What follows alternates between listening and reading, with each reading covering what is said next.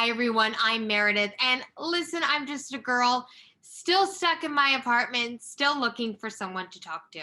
So I found some people. We're talking with Tony Kim, whose superhero nerddom fashion company, Hero Within, has really had to pivot since the pandemic. They used to do most of their sales through Comic Cons, and those types of gatherings have all gone digital. But before we get into all of that, don't forget to like and subscribe to the Let's Talk About It YouTube channel. I don't want you missing when new episodes come out. And make sure when you do, you hit that little notification bell right there so you never miss a video. Go ahead, like and subscribe. Tony and I will wait. Okay, did you do it? Great. Let's get started. Tony, thank you so much for being here. Let's talk about it. Let's talk about this Arctic tundra that we are all currently in. Well, actually, California has been spared it, but the rest of the world is under a block of ice right now. So. Yeah, rub it in. Why don't you? I bet you have. Are you sporting like a really fun Hero Within sweatshirt or hoodie? Oh yeah. So I have our Southern California. yeah. I've got our 50th anniversary Comic-Con hoodie Awesome. from a couple years back in honor of Comic-Con. So sad that we've all missed being at Comic-Cons, and so I thought I'd wear one of our Comic-Con hoodies.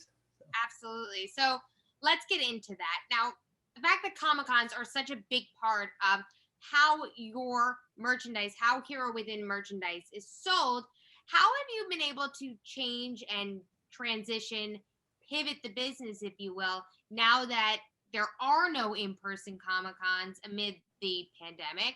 Hopefully, we'll see them maybe later this year, if not by next year, God willing, right?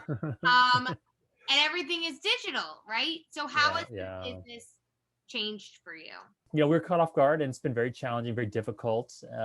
We've had to refocus a lot of our attention, all of our attention on our online business, our direct to consumer marketing. But we really miss the connection that we have with our fans, and really have an opportunity to interact over our merchandise and get to know like them and find out from them directly what they look for in geek fashion apparel. We offer clothing for work and for play and for going out on a date and going to an event and that sort of thing, things that you dress up for, right? And for the past year, no one's gone anywhere. Right. So that kind of rendered a majority of our collection obsolete, at least temporarily obsolete.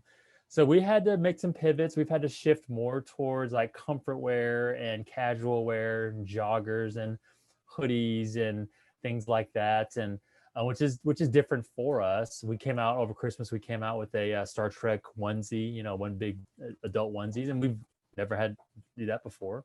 Survival is success at this point, like really making it through, providing a service for your fan base and still being able to live another day and move forward to next year. That's all success in my book, even though it's not, what we typically define as success. So yeah, it's been crazy, just crazy. And that struggle to survive, you do it all in the name of your fans and connecting with them. Yeah. So much of that, though, before the pandemic was done through the Comic-Cons and the in-person interactions.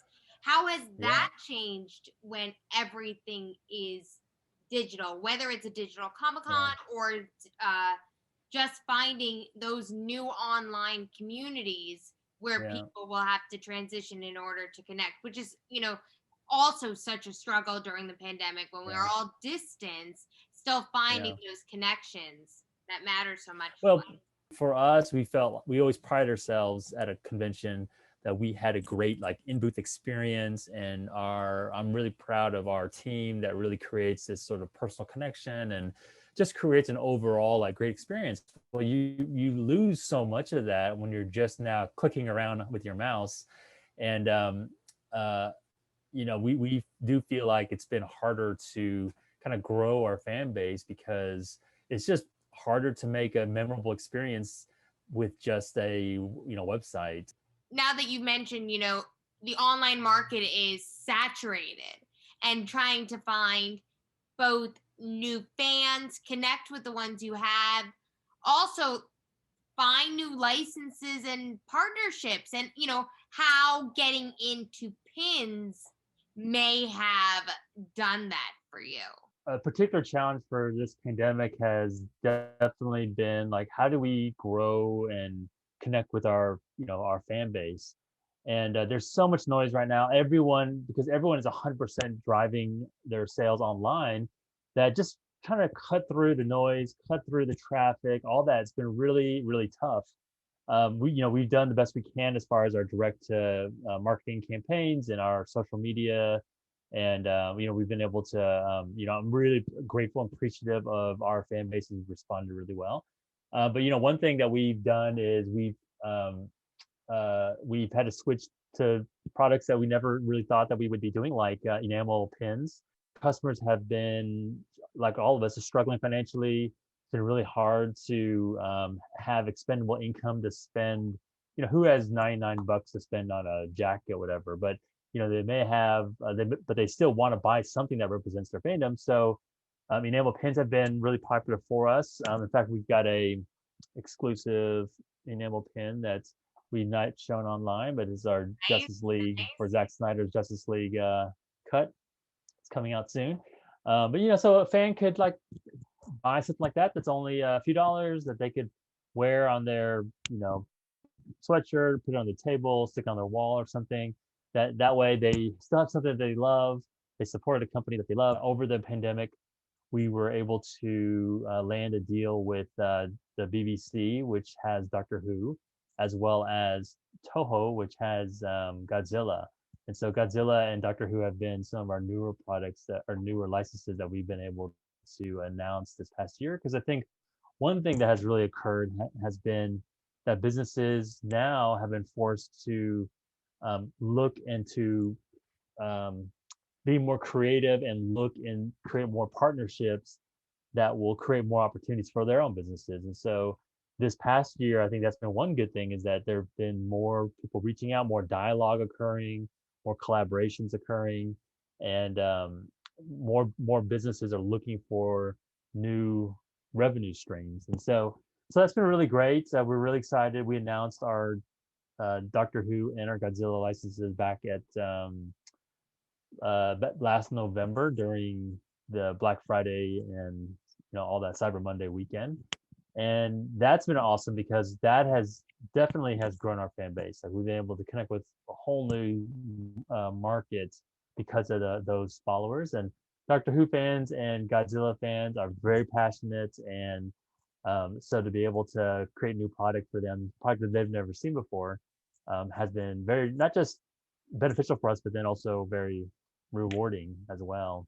Right. So yeah, so the creating a new merchandise, the creating new licensing partnerships, all that stuff probably wouldn't have come around if Right. it wasn't for the pandemic, so which is kind of a weird thing to say, but those things that the pandemic has definitely like accelerated new business, business models, new business partnerships, and new product.